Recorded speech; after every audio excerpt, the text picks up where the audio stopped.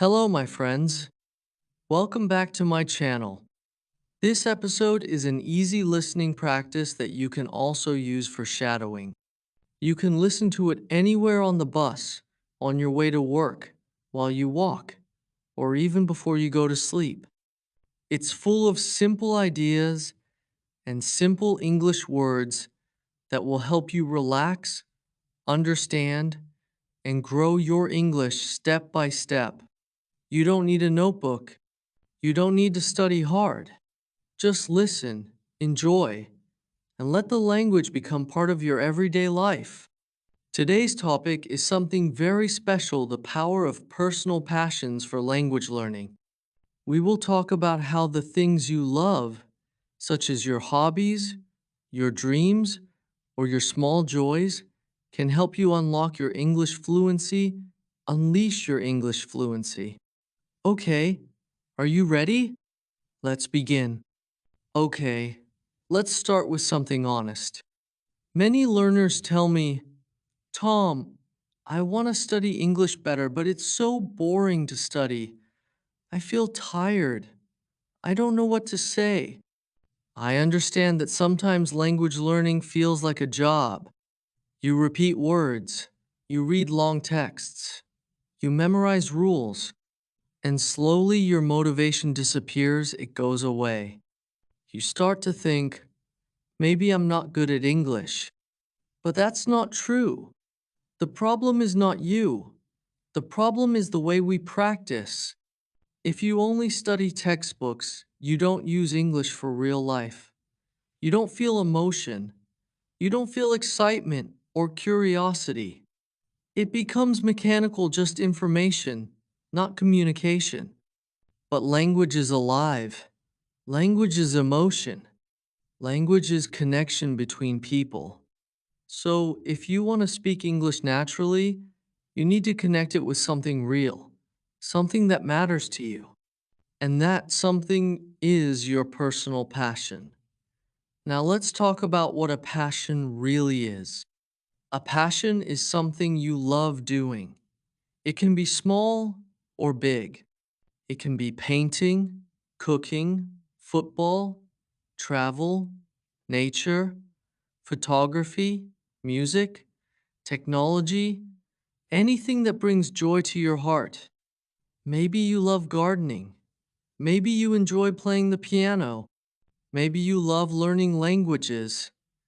Or maybe your passion is helping people, teaching children, or caring for animals. When you speak about your passion, something beautiful happens. Your face changes yes, and your voice becomes stronger. You forget your fear. You start to express yourself without thinking too much. The word express means to show your feelings or emotions, and that's the magic of passion. It opens the heart, and when your heart opens, your words come out more easily. You don't worry about grammar. You just speak, and that's where fluency begins. So, how can we connect our passions with English learning? You can start with a simple question. Why do you want to speak English? Maybe you want to travel. Maybe you want to meet people from other countries. Maybe you want to study abroad or get a better job. Or maybe you just love the feeling of understanding and expressing yourself in another language. All these are good reasons, but the most powerful reason comes from inside, from your heart. It's when you say, I want to speak English because I have something to share. You have stories, you have experiences, you have ideas, and you want the world to hear them. That's your why. That's your reason. And when you find it, learning English becomes personal. All right, now let's imagine two learners. Learner A studies English with a grammar book. He reads about present perfect, past simple, articles, phrasal verbs. He memorizes everything. But when someone asks him, what do you like doing in your free time? He doesn't know what to say. Now, Learner B studies English through her hobbies. She loves baking. She watches English videos about recipes. She reads blogs about food. She writes her own notes in English. She even talks to other bakers online. After some time, she starts to speak fluently, not perfectly, but naturally and fluently. Why? Because she connects the language to something she loves. That's the difference. So, ask yourself, what are my interests? What do I love to do when I have free time? Maybe you love music so you can watch interviews with your favorite singers in English. Maybe you love movies so you can watch them with English subtitles. Maybe you love travel so you can read travel blogs and write short stories about your trips. When your English practice connects with your life, it doesn't feel like study anymore. It feels like living. Now, let's look at simple ways to use your passions to improve your English. First, watch or read about your interests in English. If you love cooking, find English recipe videos. If you love cars, read car reviews in English. If you love photography, follow English-speaking photographers online. You'll learn new words that are useful for you. You can also keep a small English journal about your passion. Every night, write 2 or 3 sentences. For example, today, I played the piano. I learned a new song. It was difficult, but I felt happy. Simple sentences, but they are real. They come from your life. Or you can talk to yourself. Yeah, it's okay to talk to yourself when you cook. Describe what you're doing in English. I'm cutting tomatoes. I'm adding some salt. I'm stirring the soup. This helps you build fluency naturally. Now, let's talk about stories. Every passion creates stories, and stories are perfect for English practice. For example, imagine your passion is painting. You can tell stories like, the first time I painted a sunset, I was 10 years old. The colors were orange and pink. I remember the smell of paint and the sound of the wind. Or maybe your passion is football. You can say, when I play football, I feel free. I forget my problems.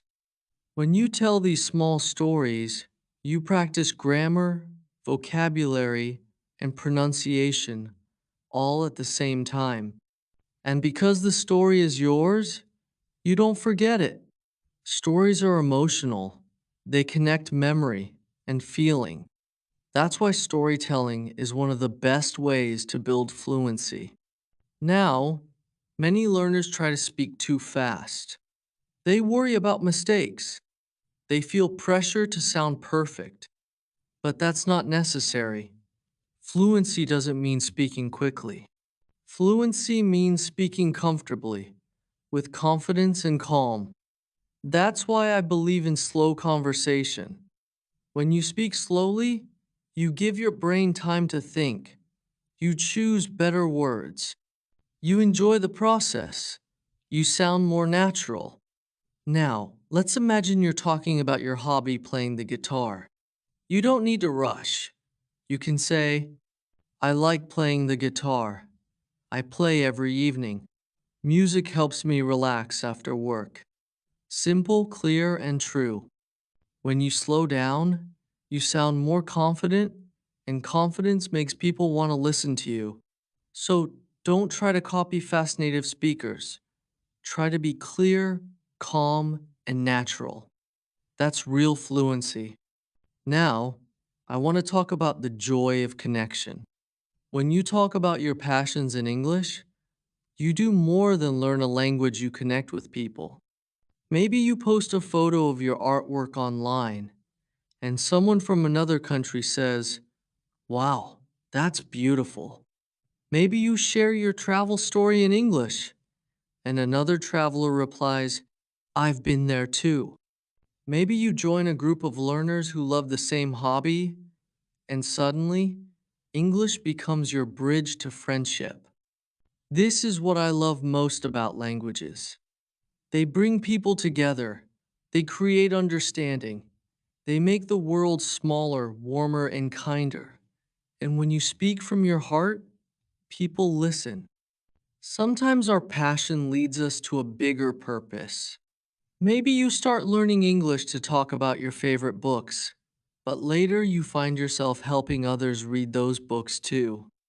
Maybe you start learning English to understand music lyrics, but later you write your own songs. This is how passion grows into purpose, and purpose gives you energy to keep going, even when learning feels hard. So don't study English just to pass a test. Study English to express yourself, to share your voice with the world. Let's look at real examples of how people improve their English through passion. One learner loved movies. She watched one movie every week in English.